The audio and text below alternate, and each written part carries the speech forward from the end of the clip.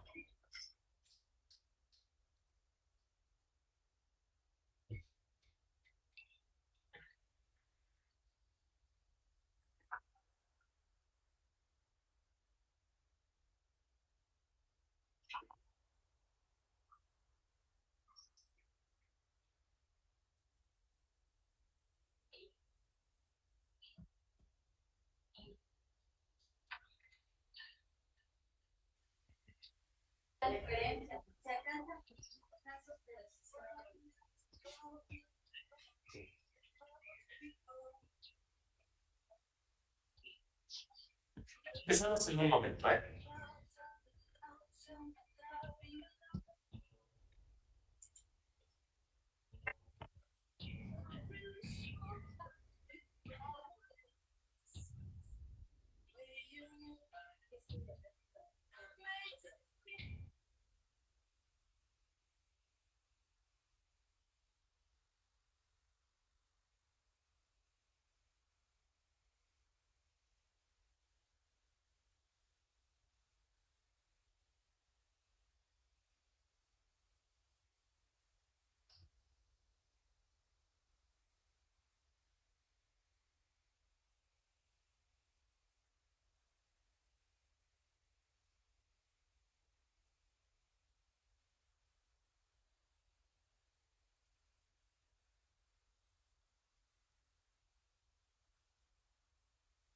Bien, si podemos empezar la grabación, por favor.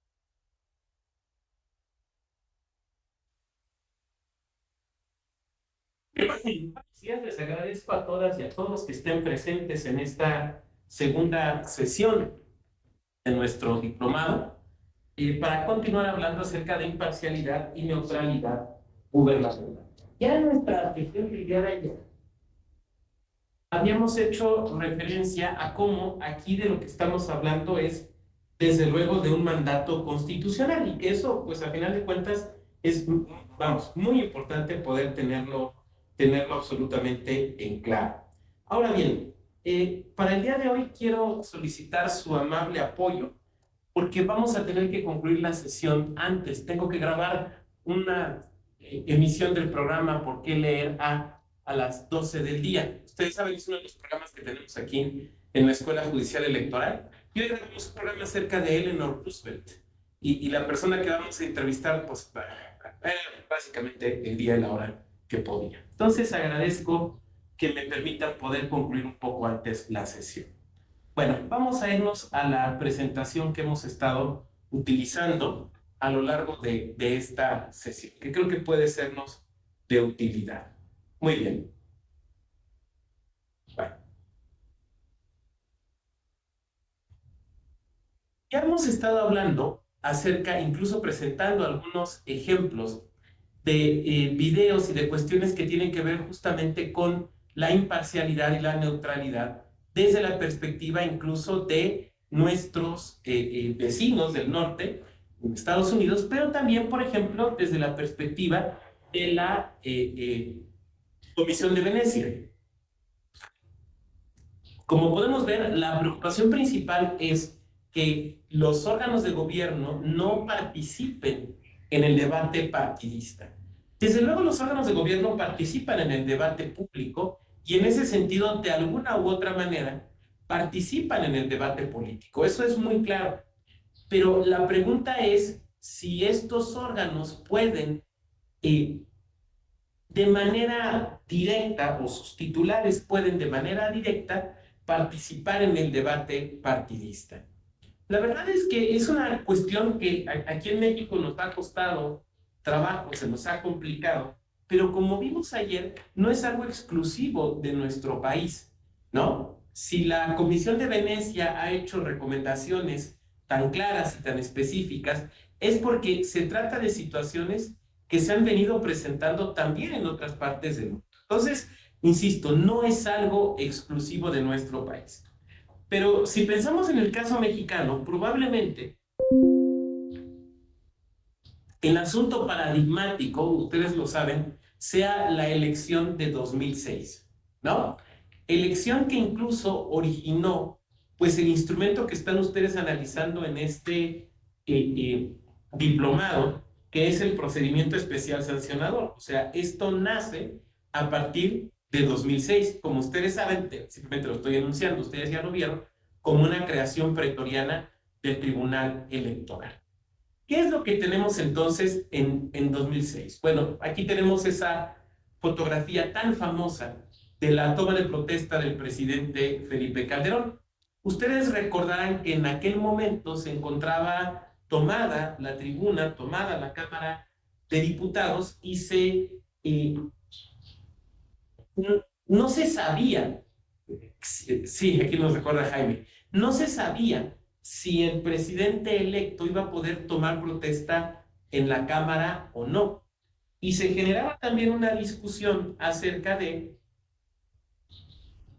si era necesario que tomara protesta para ejercer el encargo, ¿no? ¿Se acuerdan de toda esta discusión? Que a final de cuentas lo que sucede es que consiguen entrar por lo que le conocen como la puerta de tras banderas, entrar y realizar la toma de protesta. Si han ido a la Cámara de Diputados y han entrado al salón de sesiones, habrán visto que entras y al fondo están las banderas. Si no han ido, esta foto nos lo muestra, ¿no? Aquí en la foto podemos ver cómo se tiene esta parte de aquí está la bandera, ¿no? Esas son las banderas. Y detrás de las banderas se encuentra una puerta que da hacia la parte de atrás donde hay baños, hay unas oficinas y hay otra puerta para entrar. Entonces, eso es lo que se conoce como la puerta de tras banderas. Y es por ahí por donde entran y toman posesión. Bueno, ¿qué se discute de esa situación? Da cuenta esta fotografía. ¿Qué se discute en la calificación de la elección? Aquí recordemos que la calificación de la elección presidencial es una atribución exclusiva del Tribunal Electoral, particularmente de la Sala Superior.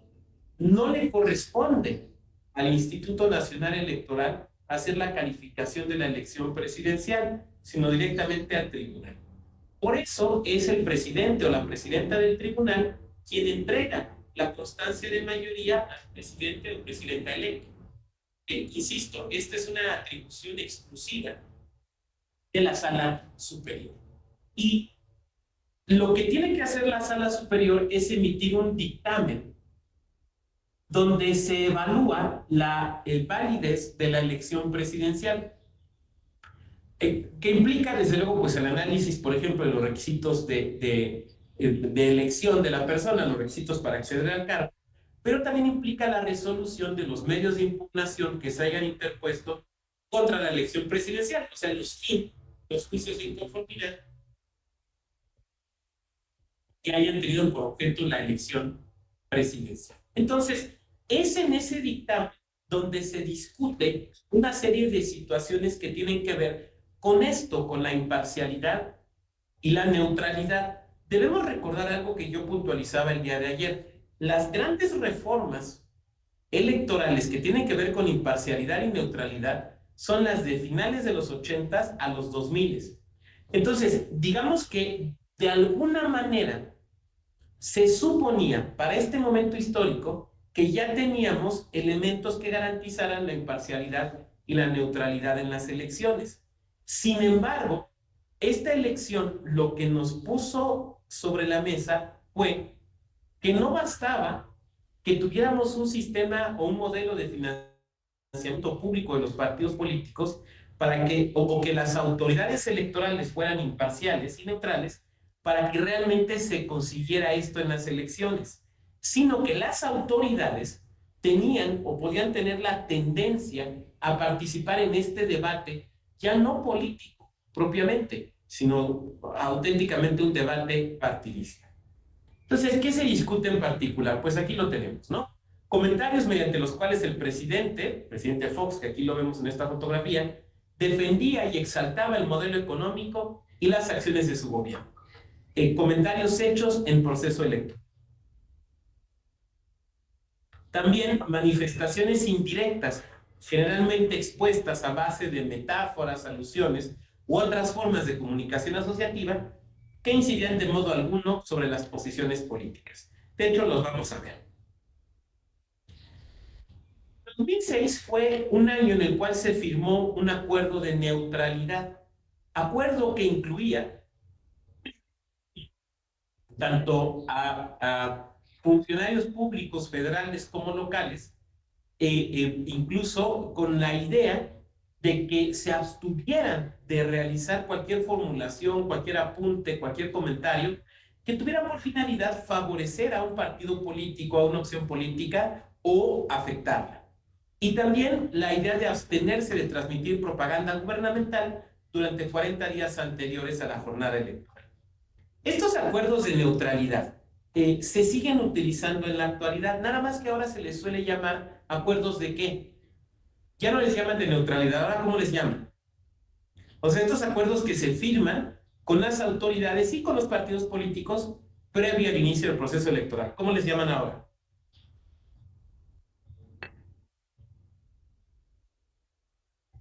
De tirar en la contienda. Sí, les llaman acuerdos de civilidad, ¿no?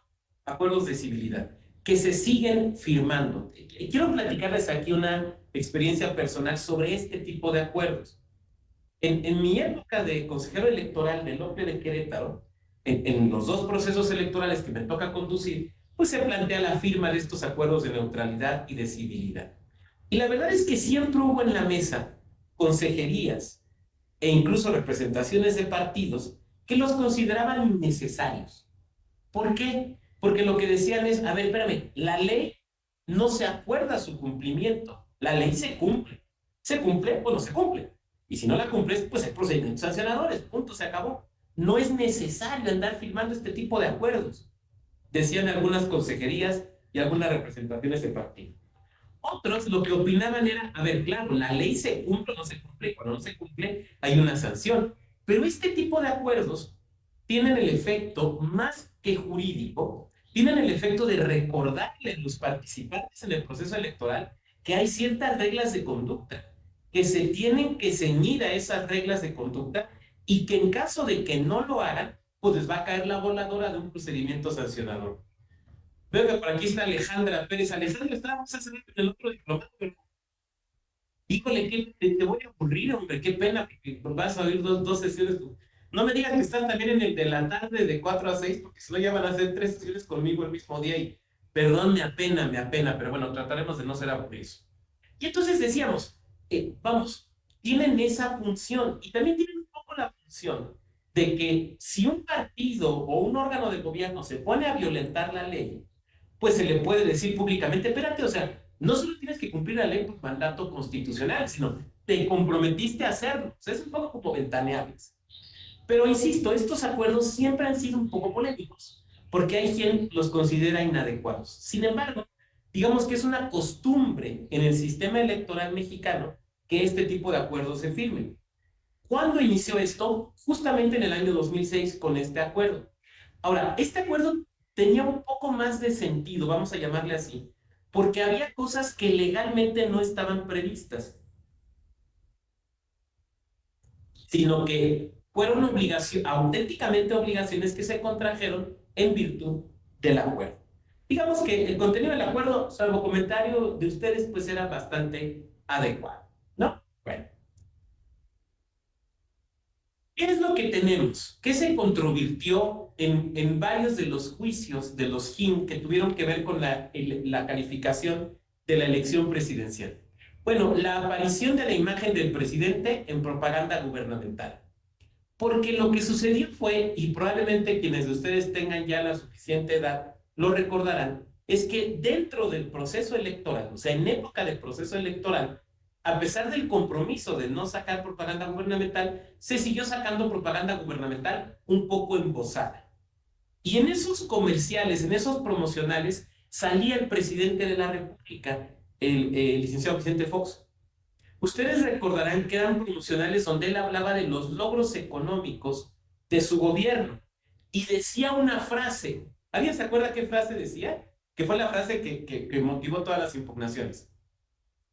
O sea, él hablaba de los grandes logros económicos y que ahora todo el mundo usaba cinturón piteado y bota y sombrero y utilizaba una frase que fue la frase que fue polémica. ¿Alguien se acuerda? Nadie. Poco nadie se acuerda.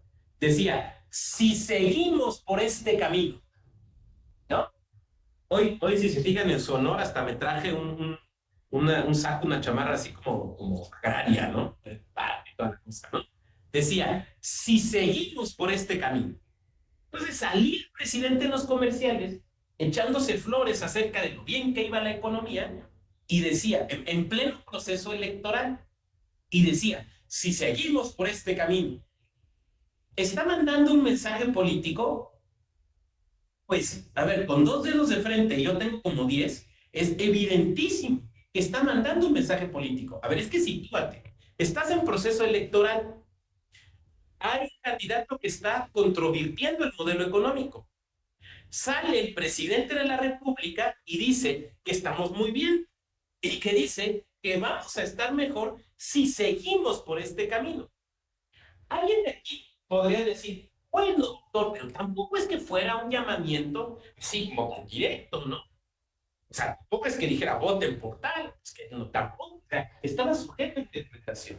Pero la verdad es que, salvo mejor opinión de ustedes, no está tan sujeto a interpretación. O sea, si económicamente presumo que estamos bien y si digo que si seguimos por este camino vamos a estar mejor, lo que estoy diciendo es que hay que irse por la opción política que sostiene este camino, ¿no?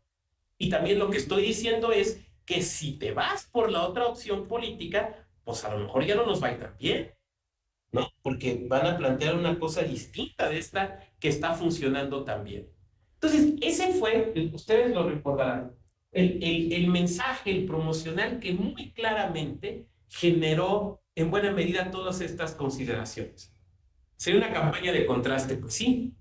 También la no inclusión de las leyendas previstas en la propia ley, estas leyendas que ustedes la conocen, ¿no? Este programa social no tiene fines electorales y no puede ser utilizada por ningún partido. Que ya ven que incluso las dicen con tanta rapidez o las pasan tan rápido que luego casi ni se alcanzan a entender, pero bueno, muy bien.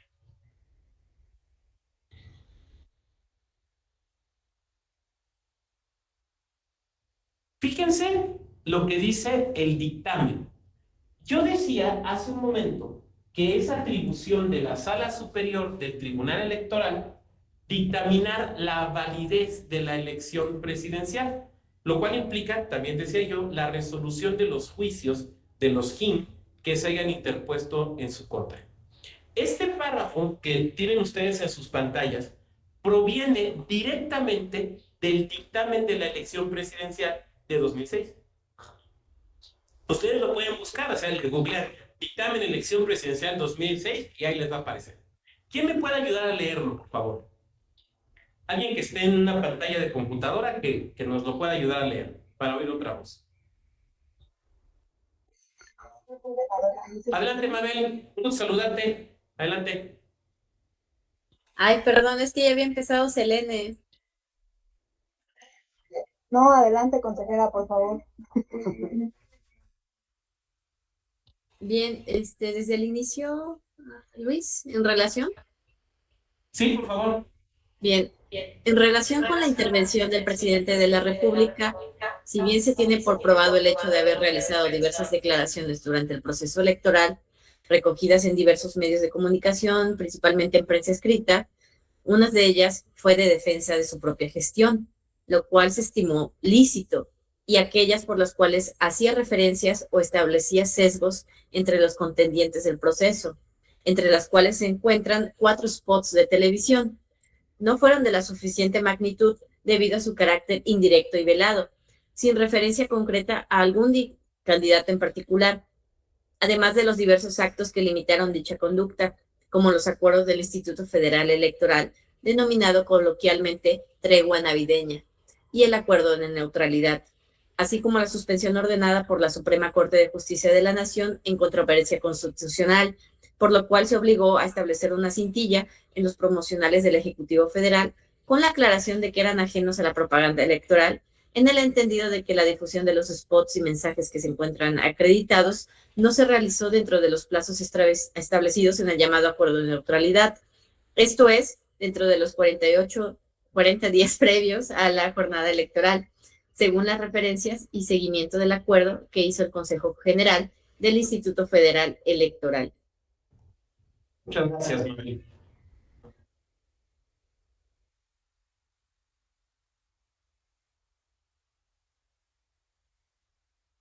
Tengo que quitar el micro, el audio, si no tiene revuelo. Este dictamen tuvo que hacer un análisis.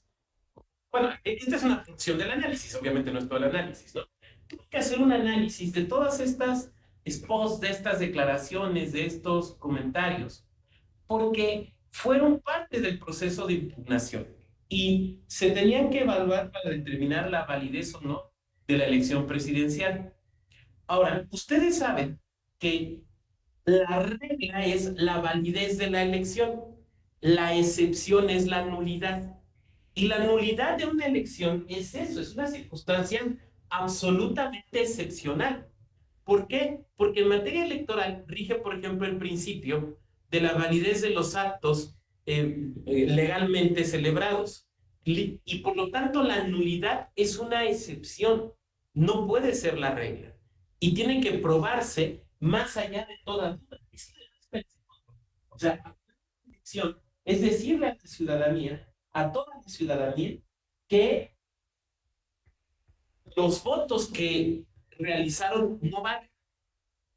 Aquí, en este dictamen, lo que está diciendo, lo que está dando cuenta la Sala Superior, es que hubo una serie de hechos por parte del Ejecutivo Federal que fueron controvertidos y que incluso llegaron a que la Suprema Corte de Justicia de la Nación estableciera, por ejemplo, la necesidad de estos cintillos, pero que la entidad, el peso de estos actos no fue suficiente para dar lugar a la nulidad.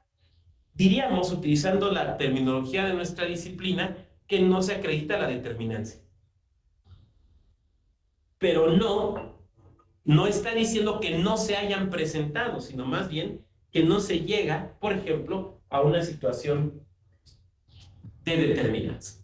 Bien, vamos a continuar.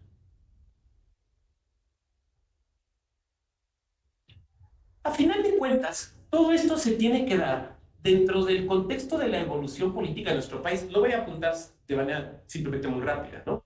Venimos de un modelo en el cual lo que había era que la elección presidencial no era sino un mero ejercicio de legitimación de la designación ya hecha por el presidente de la República, ¿no? El famoso dedazo.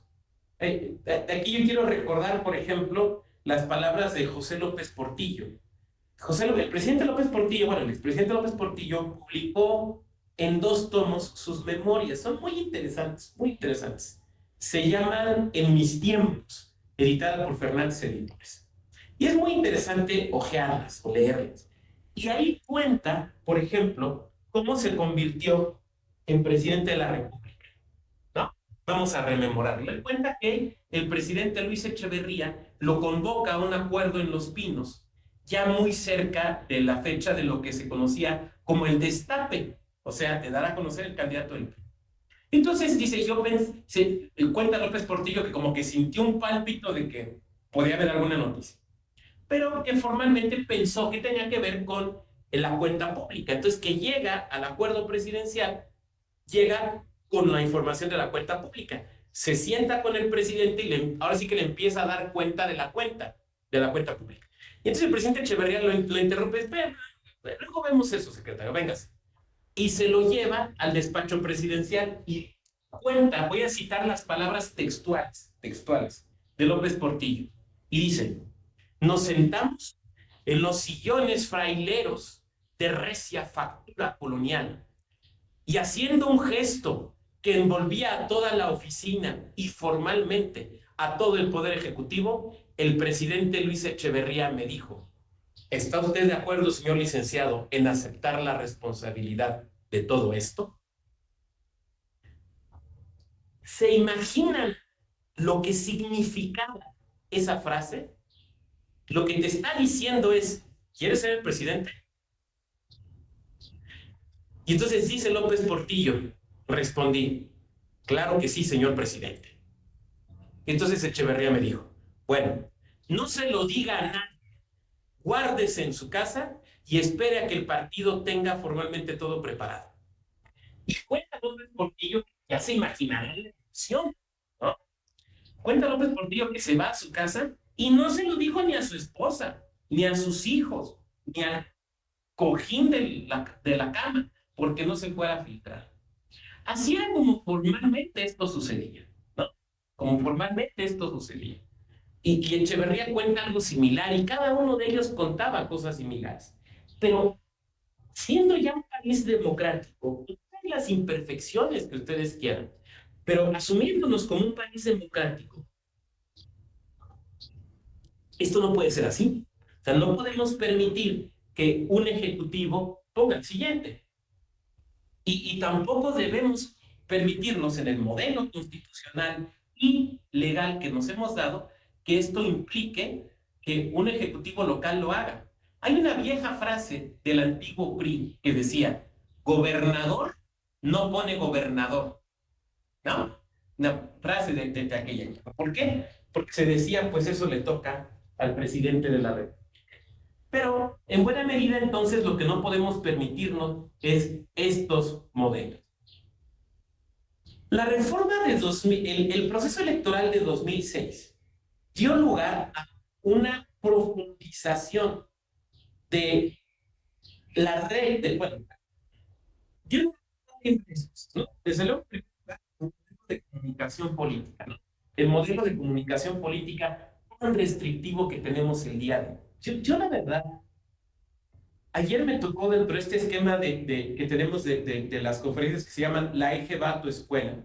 Me tocó ir a hablar acerca del caso de los influencers del Partido Verde a una universidad que se llama ETA, está aquí cerca, enfrente de Tlatelolco. Y al salir de la plática yo me quedé pensando en, ¿y qué pasaría si cambiamos de modelo, ¿no? ¿Qué pasaría si establecemos un modelo donde digamos, ya, nada de actos anticipados, de que cualquiera haga lo que quiera, ya. Dejémonos de estar limitando y todo, dejemos que cada quien diga y haga lo que quiera. Y es una expresión que a veces hemos escuchado, ¿no? Ya quitemos las restricciones. Y yo me quedo pensando, de pronto no parece tan mala idea, ¿no? Dejemos que los políticos hagan política y que la ciudadanía evalúe. Pero luego me quedo pensando un poco más y digo, bueno, eso creo que lo que va a terminar es beneficiando al que tenga la capacidad económica de difundir de manera más amplia su discurso. Lo que estoy tratando de decir entonces es que el modelo de comunicación política que nos hemos dado no es un modelo que derive de es que lo que es mejor, es que la doctrina, es que obvio, sino de la experiencia práctica que hemos tenido. Por ejemplo, 2006. Y entonces, 2006 cambia nuestro modelo de comunicación, pero también nos hizo ver la necesidad de establecer ciertas reglas, o reglas, digamos, más específicas, para impedir a los gobiernos el participar en el debate partidista, ¿no? Y quiero que observemos algo. Yo sé que mientras estamos platicando de esto, muchas y muchos empiezan a pensar, por ejemplo, en la revocación de mandato. Claro. Pero vean cómo todo esto es anterior a la revocación de mandato. Y con otros colores y con otros partidos. O sea, lo que estoy tratando de decir es que parece que esta tendencia no tiene que ver con colores, no tiene que ver con partidos. Parece que tiene que ver más bien con la naturaleza de la política mexicana. Bueno, entonces la propuesta de revisión constitucional, decíamos, en el modelo original, tenía que ver con otra cosa totalmente distinta. Pero en el 2007 lo que metemos en el 134 es la idea de manejar los recursos públicos con absoluta imparcialidad y reglas de propaganda gubernamental, estableciendo también las bases del procedimiento sancionado. Y entonces, por ejemplo, definimos la propaganda gubernamental, ¿no? Como el conjunto de mensajes que emiten los órganos de gobierno para dar a conocer públicamente sus políticas, sus metas, sus logros, sus acciones. Ahora, voy a dejar de compartir un momento. Ahora, a ver, aquí tenemos que ser muy precisos en algo. La propaganda gubernamental está vinculada con qué derecho. Esto es muy claro, esto, o sea, ya existía y en la reforma electoral, en la primera parte del Plan B, se expresó con mucha claridad. Entonces, la propaganda gubernamental está vinculada con un derecho. ¿Con qué derecho?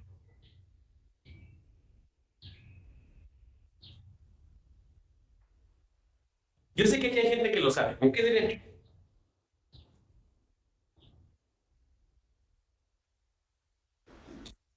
O sea, Transparencia y en que rendición de las cuentas, maestro. autoridades... Adelante, Elizabeth.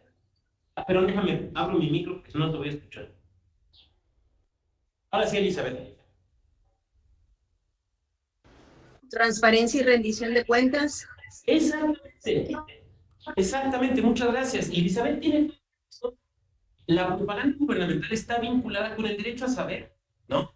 ¿Qué hacen nuestras autoridades? ¿En qué se gastan el dinero? ¿Cuáles son sus objetivos? ¿Cuáles son sus políticas? ¿Qué están haciendo? Porque eso nos permite además evaluarlas, ¿no? En esta idea un poco como del voto retroactivo. Pues es decir, bueno, pues han cumplido, no han cumplido, seguimos votando por estos o votamos por otros. Claro. Y en ese sentido tiene, desde luego, un componente positivo, ¿no? O sea, no podemos decir que es malo saber, tenemos que saber qué hacen las autoridades. Y esto se puede saber de muy distintas maneras. O sea, una es ejercer el derecho de petición. Entonces, vamos y pedimos la información y que nos den la información, ¿no? Otra es justamente estas acciones de difusión que hacen las autoridades. Entonces, la propaganda gubernamental per se no es que sea algo malo, no es que sea algo que no se deba dar. La clave de la propaganda gubernamental es que implique dos, o más bien, que se limite en dos situaciones. Primera, que no implique promoción personalizada, ¿no? O sea, que no sea, yo, el presidente municipal, construí este puente. Yo, el presidente municipal, intubé este río. Yo, el presidente municipal, concedí estas becas. No, no, no. No eres tú, es Patricia, no eres tú, es la administración pública como tal la que lo está haciendo, es el gobierno, es con los recursos gubernamentales. Entonces, no eres solamente tú.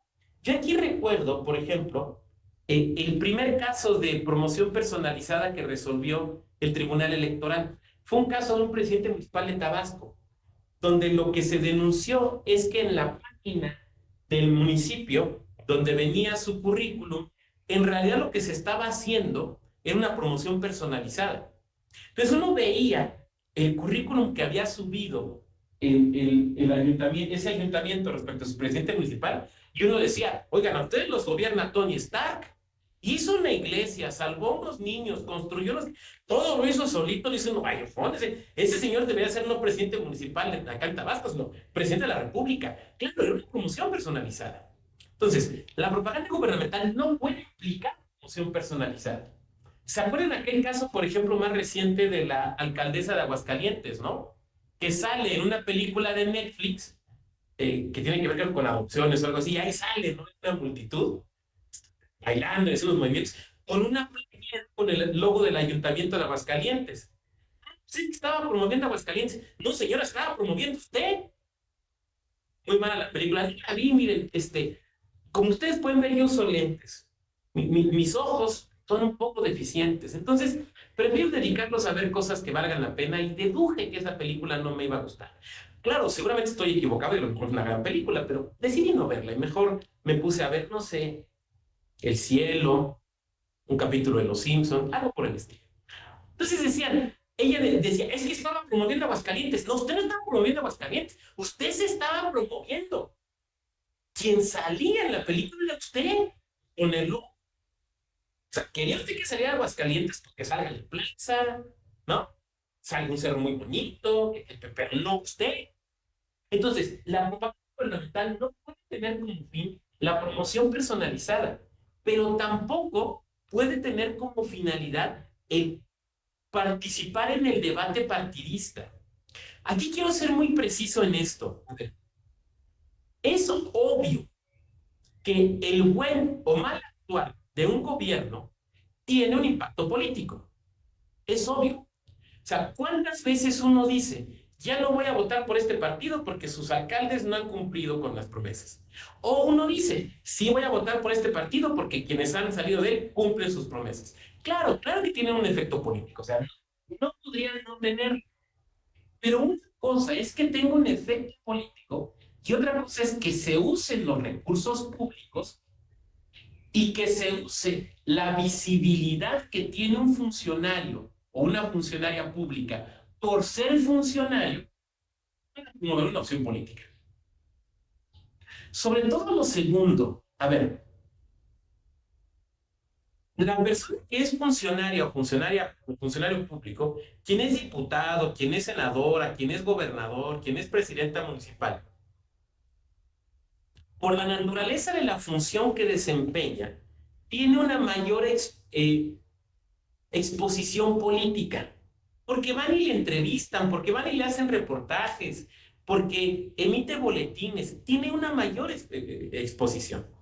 Es obvio que si tienen, por ejemplo, cuentas en redes sociales, pues va a tener un mayor número de seguidores. Es por la naturaleza de la función que está desempeñando. Alguien de aquí me podría decir, bueno, pero pues tiene más seguidores un influencer, ¿no? Hay influencers, por ejemplo, en Instagram, que tienen hasta 11 millones de seguidores. Sí, pero lo tienen por su actividad privada o por su actividad personal. En el caso del funcionario público, en buena medida, la amplitud que tiene su mensaje es porque es funcionario público. No sé si me explique. Entonces, es obvio que cuando esa persona posiciona un mensaje, llega a muchas más personas. Para lo bueno y para lo malo, hay que reconocerlo. Para lo bueno y para lo malo. Pero llega a muchas más personas. Entonces, ¿puede servirse de eso para promocionar una opción política? La respuesta que ha dado nuestro sistema jurídico es que no, que no. Tanto la respuesta legal como la respuesta que ha dado el propio Tribunal Electoral. Y es interesante observar que esto se ha dicho y se ha dado respecto de funcionarios y funcionarias, gobiernos locales, federales, municipales, de todos los colores. Yo creo que no hay un partido que pueda decir, es que en mis gobiernos jamás nos han llamado la atención por esto. No, en todos ha pasado. No es entonces ni una cuestión novedosa, ni una cuestión que tenga que ver específicamente con un color, sino prácticamente con todos. Yo creo que frente a esto se nos presentan, antes de pasar a la etapa de preguntas, de reflexiones, de comentarios, yo creo que frente a esto se nos presentan básicamente dos posibilidades. Una primera posibilidad que es la de eliminar toda restricción y dejar que hagan y digan lo que quieran. A mí me parece que esta postura tendría un problema, que es el que, a final de cuentas, implicaría el uso de recursos públicos para promociones de opciones políticas. Y yo no estoy seguro que eso esté bien, ¿no? Que sea ética o constitucionalmente sostenible. La otra posibilidad es mantener el régimen restrictivo que tenemos.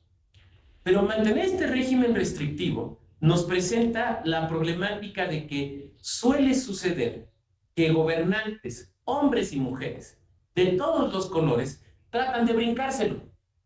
Y le busca por un lado y le busca por el otro. Y lo hice desde mi cuenta personal, pero es que tu cuenta personal se administra con recursos públicos porque la controla el área de comunicación del municipio. No, no, no, yo la administro. Pues sí, pero estás teniendo esa exhibición en virtud de que eres presidente municipal. Sí, pero es mi cuenta personal. Todas estas discusiones que sabemos, que implican necesariamente un desgaste para los tribunales electorales. Y cuando digo tribunales electorales, hablo en plural, porque esto impacta sí al Tribunal Electoral del Poder Judicial de la Federación, pero también a los tribunales electorales locales. O sea, esto no es un asunto que sea exclusivo del Tribunal Federal. Pero también debo reconocer, por otra parte, que nadie dijo que dedicarse a la materia electoral o a la jurisdicción electoral fuera fácil o exento de conflictos. No puede ser, vamos, no puede ser de otra manera. Creo que a lo que le tendremos que apostar sería a una conducta ética del funcionariado público. Y aquí, por conducta ética del funcionariado público, a lo que me estoy refiriendo es al respeto a los mandatos constitucionales. O sea, la ética del funcionario público debe ser la ética del sistema, no la ética personal, sino la ética del sistema.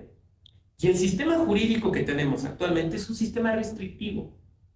Es un sistema restrictivo que le dice al funcionario público: tú no busques orientar el sentido del voto, tú respeta las opiniones, las percepciones, los criterios que tenga la ciudadanía para definir su voto. No le des vueltas, no busques el cómo darle vuelta, ¿no? Busca el cómo cumplir, busca el cómo respetar. Deja que sean los propios partidos y las candidaturas las que discutan las opciones políticas. Tú concéntrate en hacer tu chamba. Y eso establece, y de ahí desprenderíamos pues el respeto irrestricto al 134, ¿no? Al hecho de que la propaganda gubernamental, por ejemplo, se debe de suspender, no en todo el proceso electoral, pero sí en la etapa de campañas. Desde que inicia campañas desde que se inician las campañas hasta que concluye la jornada electoral. Vamos, es pedirle al funcionariado público que cumpla con la Constitución, que a final de cuentas, perdón, pero es lo que prometieron cumplir. Bien, quisiera yo concluir la peroración aquí. Como les comentaba, tengo que atender una grabación de un programa de la Escuela Judicial ahorita a las 12.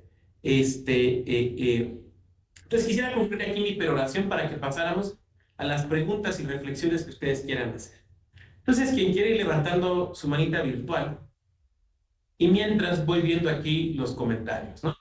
El haya sido como haya sido, de la contienda, sería una campaña de contrastes, muy bien. Clemente, adelante, Clemente, buen día, un gusto saludarte. Sí, buenos días, doctor. Es un gusto igual escucharlo y saludarlos. Espérame, déjame aquí activo el audio. A ver, ahora sí, Clemente. Sí, doctor, fíjese que de acuerdo a su plática, un gusto saludarlo. Le quería preguntar nada más aquí si en los informes de gobierno, también podrían hacerlo los regidores o regidoras, o bien las síndicas o síndicos, o nada más se puede permitir a los presidentes o presidentas municipales realizar este informe. Digo, porque sí se ha dado situaciones al respecto donde las o regidores pues hacen cierta difusión basándose que es un informe de su ejercicio del cargo, ¿no? Entonces, algunas normatividades o reglamentos orgánicas municipales solo permite a las presidencias municipales. Entonces, aquí me gustaría saber cuál es su opinión, si todos las personas electas de cargos de elección popular pueden hacer un informe de su ejercicio del cargo. Esa sería una pregunta. La otra pregunta relacionada también con el tema de campañas, no sé si usted estaría a favor de las campañas negras, ¿no? Donde precisamente se dan con todo y que eso sí lo vemos y pues, existen sanciones al respecto, pero no sé si sería viable el que pues, se permitiera en nuestro país o no.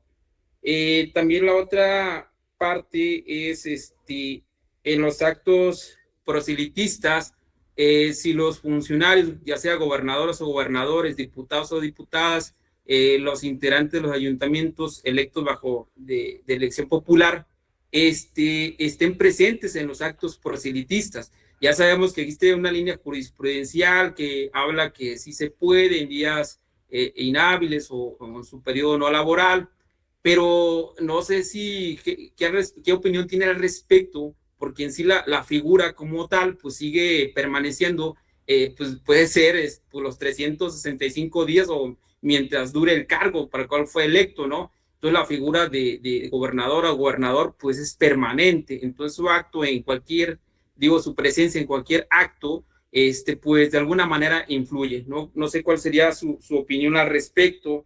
Y el otro punto respecto a los actos de pre-campaña, cuando hay una candidatura, cuando hay un candidato de partido único, pues la jurisprudencia de la Sala Superior permite que haga pues ciertas proselitismo al interior de los partidos políticos, pero pues sabemos que este proselitismo pues también se da a través de los medios de comunicación, radio, televisión, en fin, entonces ese acto que se supone que debe ser como interno trasciende más allá de la militancia. Entonces no sé cuál sería su opinión al respecto. Esas serían mis preguntas, doctor. Muchas gracias. Gracias, Clemente. Son 4, entonces vámonos por partes. ¿Me puedes repetir la primera, por favor? Sí, hablaba sobre los informes de gobierno, que si se permitiría para todos los que ocupan un cargo de elección popular o nada más restringirnos a lo que establezca la normatividad municipal en este caso. Bueno, a ver, mi respuesta va a ser necesariamente personal. O sea, no soy adivino o pitonizo judicial, ¿no? Mi respuesta es esencialmente personal. Yo consideraría que toda aquella persona que desempeña un cargo electivo de representación popular lo puede hacer, porque está representando y entonces informa a sus representados. Me parece que sí. Ahora, habría que revisar desde luego la legislación, más que los reglamentos, digamos la legislación atinente en cada estado para revisarlo y la naturaleza de la función. Y desde luego también hay un elemento importante. Como sabemos, los informes, hay ciertos días previos y posteriores que se pueden difundir, pero además el contenido mismo del informe no puede ser proselitista. O sea, en el informe puede decir, no sé, vamos a poner un ejemplo, y realizamos 450 labores de atención a la ciudadanía. Te está informando, ¿no? Bueno, ya está informando. Pero no es lo mismo decir eso a decir, y realizamos 450 labores de atención a la ciudadanía, que si me apoyan para ser presidente el próximo sexenio, entonces, no, espérame, ahí estás haciendo proselitismo. Entonces, bajo el manto del informe no cabe cualquier cosa. Bajo el manto del informe, lo que cabe es informar, no hacer proselitismo. Eso me parece que nos debe de quedar muy claro, ¿no? Con las restricciones que ya señalé, y también con otra restricción que es importante, el informe coinforme, o sea, el informe en tanto tal, solo se puede presentar una vez. Es como el acto aquel del Pato Lucas, ¿no? Que decía, esto se puede hacer solo una vez. Pues solo se puede hacer una vez en el año. Ahora, hay algunos casos, yo recuerdo unas legislaturas locales que le exigen a sus, gracias José, algunas legislaturas locales que le exigen, que en sus leyes orgánicas, le exigen a las y los legisladores tener una página donde venga toda la información pues, de las actividades que están realizando. Habrá quien diga, ahí está un informe permanente. No, a ver, esa es información. Informe, por informe lo que entendemos es el acto formal como tal. Entonces, ese puede ser solamente una vez. Y también recordar que tenemos otra restricción. Este informe solamente se puede dar, más bien, este informe no se puede dar en periodo de campañas, ¿no? Porque entonces, aun cuando sea meramente informativo, no se puede dar en periodo de campañas. Bueno, esa es la primera, Clemente. La segunda, ¿me la repites, por favor? Sí, con gusto, doctor. Muchas gracias por su respuesta. En relación a la campaña negra, ¿cuál sería su opinión al respecto? Híjole, es un temazo además porque es una cuestión a la que le he dado vueltas